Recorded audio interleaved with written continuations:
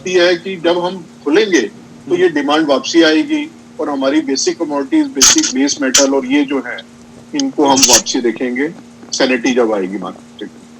तो यानी आप ये कहना चाह रहे हैं कि जो अभी आपने सेल का जो उदाहरण दिया है अमेरिका का, कि पिछले 3 साल में सबसे ज्यादा मई मंथ के अंदर में जो कार की सेल हुई है वो इस बार देखने को मिली है पिछले 3 साल में, जबकि हम इस समय पर कोविड-19 के एरा के अंदर में हैं। क्या ये माना जाए कि इकोनॉमी जैसे जैसे खुलती चली जा रही है अब घबराने की जरूरत नहीं होगी? जो एक्सचेंजेस के ऊपर वॉल्यूम्स डाउन गए हैं, जो ट्रेडर्स की पार्टिसिपेशन कमजोर हुई है और जो कॉन्फिडेंस लूज हुआ है वो एक बार फिर से लौटेगा और बाजार जैसे 2 महीने पहले देखने को मिल रहे थे फरवरी और मार्च एंड के अंदर में, वैसे ही बाजार एक बार फिर से रफ्तार पकड़ेंगे और कमोडिटी मार्केट एक बार फिर से बूम करेगी। मैं आपकी बात से सहमत हूँ। जैसे ही हम थोड़ा सा नॉर्मल होंगे, इकोनॉमी खुलेगी, डिमांड क्रिएट होंगी तो ये नॉर्मलिटी आएगी। बट अगेन जैसे सारे कहते हैं कि अगर किसी एपिसोड से, किसी इवेंट से हमने नहीं समझा तो फिर हमारा कोई फायदा नहीं ह्यूमन उसका। तो हमने ये देखा है कि कई इसके अंदर फ्लॉज मिले हमारे को कमोडिटीज मार्केट में, स्ट्रक्चर के अंदर, बेसिक स्ट्रक्चर के अंदर, उनको कहीं ठीक करने की जरूरत है। आपने जैसे नेगेटिव, यहाँ पर कैश सेटल्ड कॉन्ट्रैक्ट है, डिलीवरी नहीं है। अगर वहां पर भी हम नेगेटिव रेफरेंस रेट लेते रहेंगे आने वाले टाइम में, उसको क्लैरिटी ना देकर हम सिर्फ कह रहे हैं कि हम कैपेबिलिटी बना ले अपने इंफ्रास्ट्रक्चर की, हम अपने ट्रेडिंग प्लेटफॉर्म में बना लें कि वो नेगेटिव ट्रेड हो जाए, नहीं, हमारे को सोचने की जरूरत है। तो ऐसी कई चीजें हैं जो स्ट्रक्चरली हमारे को सोचनी पड़ेंगी, रेगुलेटर को, एक्सचेंजेस को, कि हम इसको ठीक करें इस इकोसिस्टम को, जिससे कि हमारी ये कमोडिटीज मार्केट जो है बढ़े आगे। अजितेश जी भी हैं। अजितेश, जैसा कि क्योंकि आपको भी पता है कि वॉल्यूम्स जो है एक्सचेंजेस के ऊपर ना मात्र के रह गए और जो पूरा ओवरऑल बिजनेस है वो करीब करीब 10 से 15% के अंदर सिमट करके रह गए हैं। अब अगर इसको देखा जाए, जहां पर फिजिकल मंडीज बंद थी, फिजिकल मंडी में कहीं कोई कारोबार नहीं हो रहा था, ऐसे के अंदर में एग्री कमोडिटी एक्सचेंज काम कर रही थी। अब उसको किस प्रोस्पेक्ट के साथ में लिया जाए और जिस तरीके से फंडामेंटल बिजनेस के चेंज हो गए हैं और जो पूरा का पूरा इकोसिस्टम चेंज हुआ है उसको किस नजर से देखते हैं? और राइटली सेड वाधवा जी कि इस पूरे घटनाक्रम से सीखने को क्या मिलता है और आप क्या कहते हैं कि ये जो पिछले 2 महीने थे ये अब आने वाले समय के अंदर कमोडिटी बाजार के अंदर क्या बदलाव लेकर के आएंगे और उससे क्या चीज सीखने की जरूरत है? देखिए, जहां तक कमोडिटी का बिजनेस है, कोविड बहुत जल्द जाने वाला तो नहीं है। इसका एक इम्पैक्ट तो रहेगा, नेगेटिव इम्पैक्ट रहेगा, लेकिन मेरे हिसाब से आने वाले दिनों में जिस तरह से हमारी सरकार जो स्टेप्स लिया है रिसेंटली, उससे एग्री बिजनेस बहुत बहुत बहुत ज्यादा बढ़ने की उम्मीद है। एक बात आप समझ लीजिए, पूरे कोविड में हर एक चीज में डाउन ट्रेंड आ सकता है, इकोनॉमी खराब हो सकती है,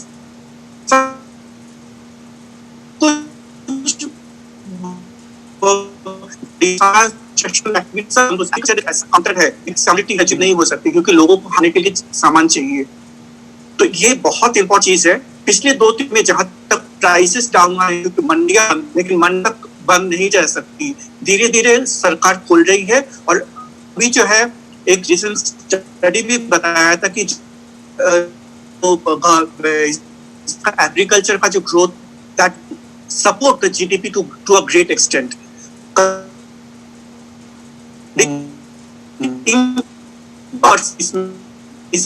बहुत ज्यादा इंपॉर्टेंस है। वाले महीनों में वॉल्यूम भी कम है, बिजनेस कम है, लेकिन इससे कम बिजनेस हो नहीं सकता। अब गवर्नमेंट को धीरे धीरे खोलनी पड़ेगी। जब मन खुलेगी, 3-4 महीनों का जो एक्सपोर्ट डिमांड था वो पूरा साथ आने वाला है, क्योंकि बाकी सारे India is the major producer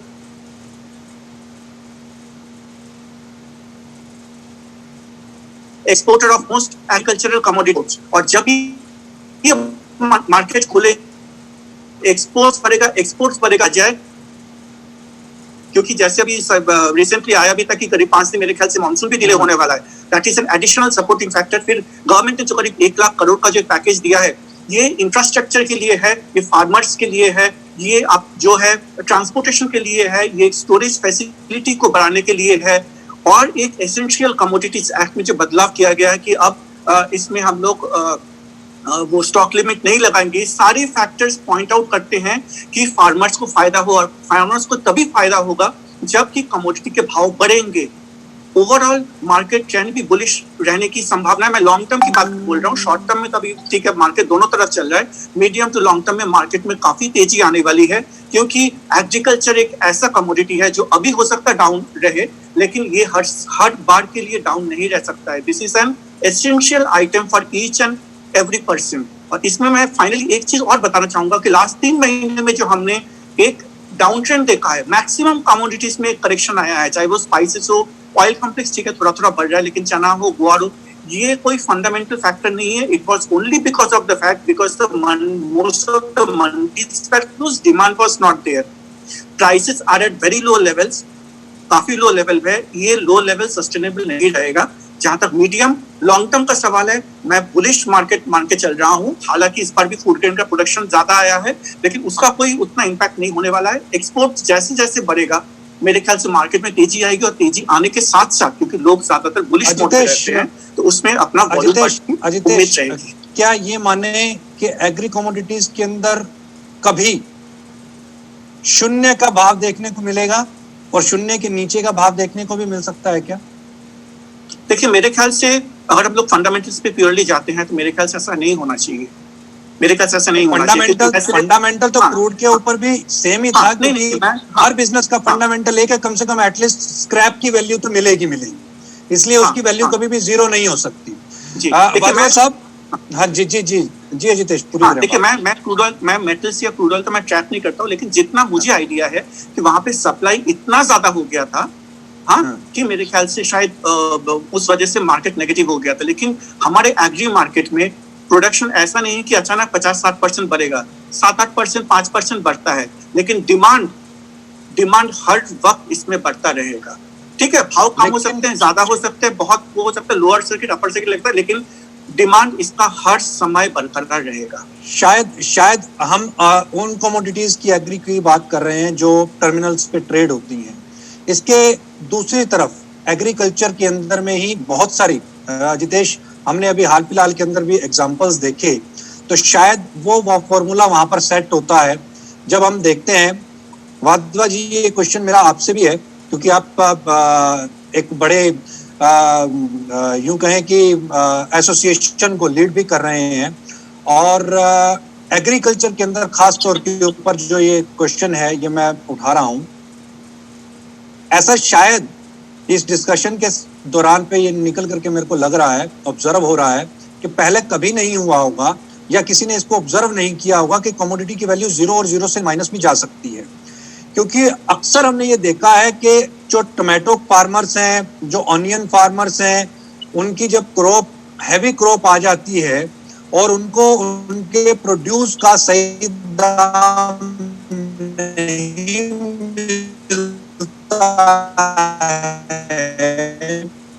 नहीं चले जाते हैं, जैसे कि हमने कच्चे तेल के इसके बीच में, तो शायद हमने कभी पहले इस चीज के साथ कोरिलेट करके नहीं देखा था, और क्योंकि ये प्रैक्टिकली हो गया अब, तो इसलिए ये अब बुक्स के अंदर भी आगे जो है वो 0 और 0 के नीचे भी हो सकती है, बट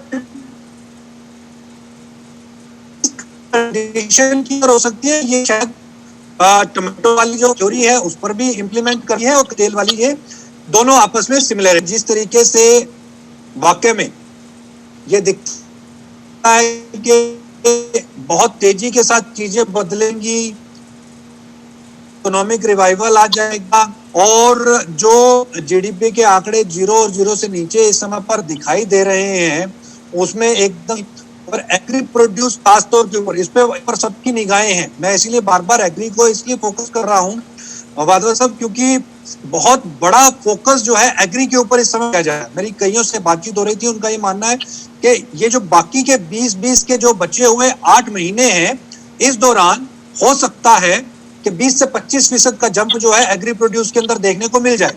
आपको क्या लगता है? मैं आपसे आपकी बात से सहमत हूँ, बट हमको एक चीज समझनी है कि जो हमारी डिमांड के अंदर डिस्ट्रक्शन हुई है एग्री के अंदर, सपोज मैंने 2 महीने कम खाया तो अगले 8 महीने में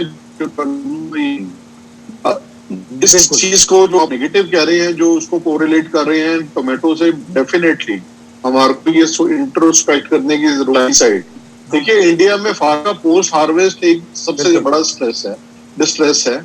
इसको गवर्नमेंट समझ रही है, हम भी कंटिन्यूअसली टच में हैं। अभी जो पैकेज दिया है, जैसे अभी हम बात कर रहे थे कि एसेंशियल कमोडिटीज एक्ट को अमेंड करने की सोच रही है और अमेंड कर रहे हैं, एपीएमसी एक्ट, तो हम कौन से वर्ड में है? जो मूवमेंट ऑफ गुड्स है, इसको तो फ्री रखना ही पड़ेगा हमारे। एक और चीज मैं यहाँ पर बोलना चाहूंगा कि इस लॉकडाउन ने हमारे को समझाया है, सिखाया है सबको, चाहे मैं पढ़ा लिखा व्यापारी हूँ या मैं उससे कम पढ़ा लिखा व्यापारी हूँ, कि हम इलेक्ट्रॉनिकली घर में बैठ के काम कैसे कर सकते हैं। तो ये वो स्टेज आ गई है जब ये इनाम जो हमारा एक प्लेटफॉर्म बना था इलेक्ट्रॉनिक ट्रेडिंग का, ये कहीं डेवलप किया जाए, प्रोड्यूस एग्रीकल्चर प्रोड्यूस है वहां की इनाम के थ्रू बेची जाए, जिससे कि फ्री गुड्स की मूवमेंट हो और उसको पूरा उनका रेट मिले। जैसा अभी अजितेश ने भी बोला कि ये डिमांड खत्म होने वाली नहीं। अभी तो हम सिर्फ 1 टाइम और 1.5 टाइम का खाना खाते हैं, जब 3 टाइम का यहाँ पर इंडिया में लोग खाना शुरू करेंगे तो आप समझिए कि एग्रीकल्चर प्रोड्यूस की हमारी कितनी डिमांड है, कंटिन्यूस डिमांड है। इसको तो हम पूरा नहीं कर पाएंगे इसके अंदर आने वाले टाइम में, जैसे जैसे ग्रोथ होगी। हमारे को क्या जरूरत है, क्योंकि पोस्ट हार्वेस्ट यहाँ पर डिस्ट्रेस है, हमारे को फूड प्रोसेसिंग के ऊपर जोर लगाने की जरूरत है, जो कि अभी जो पैकेज आया है उसके अंदर काफी एम्फेसिस है कि फूड प्रोसेसिंग को, सेंटर्स को, कहाँ जहाँ पर ये एग्रीकल्चर प्रोड्यूस आती है वहां पर बनाया जाए, वेयर हाउसिंग करी जाए उसके अंदर। तो I see a great future for agriculture commodities in India. हमेशा डिमांड है यहाँ पर। पोस्ट कोविड डेफिनेटली जैसे लोग सेंटिटी आएगी मार्केट के अंदर, वॉल्यूम्स डेफिनेटली बढ़ेंगे। हाँ, मैं दोबारा एक बोलना चाहूंगा कि जो फ्यूचर मार्केट में पीछे 1 साल में हुआ है, कैस्टर में या फ्यूचर ट्रेडेड कमोडिटीज में है, इसको हमारे को ठीक करने की जरूरत है। एक्सचेंज एंड पे, रेगुलेटर एंड पे, हमारे मेंबर एंड पे एसओपीज बनाने की जरूरत है, जिसमें सबको ट्रांसपेरेंसी हो, सबको पता हो कि ऐसी सिचुएशन में क्या क्या हो सकता है। बिल्कुल। तो अजितेश, क्या आपको लगता है कि ये शायद वो टाइम था जहां पर एक्सचेंजेस अपने आप को और ज्यादा प्रूव कर सकती थी कि जब फार्मर्स के प्रोड्यूस जो हैं वो बाजार के अंदर बिकने के लिए नहीं आ पा रहे थे, तो एक्सचेंजेस अपने प्लेटफॉर्म्स को उस तरीके से अग्रेसिवली खोलती और नए वेन्यूज को वहां पर इंट्रोड्यूस करती, ताकि वो फिजिकल मार्केट का जो कैपिटल शेयर है, जो फिजिकल मंडीज का जो रोल हुआ करता था, उसको कहीं ना कहीं ये एक टाइम था, बहुत बढ़िया टाइम था, जहां पर कॉन्फिडेंस बिल्ड करके ये एक्सचेंजेस आगे बढ़ करके उस मंडी के जो एटमॉस्फेयर को कैप्चर कर जाती, उसके मार्केट शेयर को खा जाती और बाईपास करती और एक ऐसा प्लेटफॉर्म प्रोवाइड कर देती देश को भी, सरकार को भी, जिससे फार्मर्स को डायरेक्टली एक एक्सेस मिलता इन एक्सचेंजेस के थ्रू और वो अब एक रियलिस्टिक प्राइस उसको मिल जाता। उसके अंदर जो दिखते हैं फार्मर्स को आती है वो नहीं आती, और ई नाम जैसा एक प्लेटफॉर्म ये एक्सचेंजेस भी बन जाता। देखिए, इसमें भी अपॉर्चुनिटी लूज कर गई। नहीं, मेरे ख्याल से अभी रिसेंटली अगर आप देखते हैं जो 1 लाख करोड़ वाला जो पैकेज है, उसमें गवर्नमेंट ने यही फोकस किया है कि इसको इलेक्ट्रॉनिकली जो है अभी that the farmer should not depend only on the mandis. वो इंडिया में कहीं पे भी अपने प्रोडक्ट्स को बेच सकती है, किसी पे भी कुछ, और इंटर स्टेट ट्रांसपोर्ट पे भी जो है काफी हद तक मेरे ख्याल से इन लोगों ने क्लैरिटी वो किया है कि ठीक है। नहीं, मेरा सवाल ये है, जैसे एनसीडीएक्स है, एमसीएक्स है या अदर जो भी एक्सचेंजेस ने अपना एग्री के अंदर में कदम रखा है, तो उनके लिए एक बेस्ट अपॉर्चुनिटी थी कि यहाँ पर फिजिकल ट्रेडिंग की तरफ और ज्यादा अग्रेसिव होकर के आगे बढ़ते और फार्मर्स की क्रॉप को हाथों हाथ लेते और उनको एक प्लेटफॉर्म प्रोवाइड करते। हाँ, उसके लिए वेयरहाउसिंग का भी जो स्टोरेज है वो भी हम लोग को देखना है कि कितना वेयरहाउसिंग स्टोरेज। हम लोग देखते हैं कि आप जैसे बोल रहे हो ना, टमाटर वाला आपने जैसे लिया है, हाँ, वो क्या है, देखिए फार्मर्स को बहुत कम रेट मिलते हैं, वो तो खराब कर देते हैं, लेकिन उसका मतलब ये नहीं कि इसकी डिमांड नहीं है। जहाँ डिफरेंस ये है कि जहाँ पे डिमांड है, जो गरीब लोगों के लिए लेट्स से डिमांड है, जो खाने को नहीं मिल रहा है, वहां तक हम लोग पहुंचा नहीं पा रहे हैं। तो उसके लिए क्या चाहिए? स्टोरेज कैपेसिटी चाहिए, उसके लिए ट्रांसपोर्टेशन चाहिए, उसके लिए गवर्नमेंट का भी इनिशिएटिव चाहिए कि जहाँ पे सप्लाई एक्सेस है और जहाँ पे डिमांड एक्सेस है, डिमांड है अभी भी, इसलिए नेगेटिव नहीं हो सकता, क्योंकि जो गरीब लोग हैं हम उनको मुफ्त में भी दे सकते हैं जो भी है, लेकिन हम लोग के पास जो है ना स्टोरेज कैपेसिटी भी नहीं है। तो मेरे ख्याल से एक्सचेंज को भी वो देखना पड़ेगा। मेरे ख्याल से वो सरकार के साथ भी वो बात करेंगे कि इसकी कैपेसिटी कैसे बढ़ाया जाए, जिससे कि हम लोग हर साल जो करोड़ों का जो हम लोग का जो वेस्टेज होता है, स्पेशली जो पेरिशेबल आइटम्स में जो वेस्टेज होता है, वो वेस्टेज नहीं हो। इसके लिए गवर्नमेंट ने जो पैकेज लाया है, अभी तो पैकेज लाया है, लेकिन इसका इम्प्लीमेंटेशन करने में थोड़ा सा टाइम लगेगा। हमें उन लोगों को थोड़ा सा वक्त देना चाहिए। इम्प्लीमेंटेशन अगर प्रॉपरली होता है और फार्मर्स अगर इंडिया के किसी भी कोने में अपने प्रोड्यूस बेच सकते हैं, that will be beneficial for the farmers. They will not have to depend on the middleman, जो कि अभी हमने जो सुना है काफी हद तक कम हो गया है। और उसमें मेरे ख्याल से एक्सचेंज का भी बहुत अच्छा स्ट्रांग रोल एनसीडीएस का स्पेशली रहना चाहिए कि हम अपना स्टोरेज कैपेसिटी बढ़ाएं, और जो भी है, जितना भी है, फार्मर्स के साथ बात करके, सरकार के साथ बात करके हम लोग अपना स्टोरेज कैपेसिटी बढ़ाएं और उनका काम आसान करें, so that they don't have to go for any panic selling.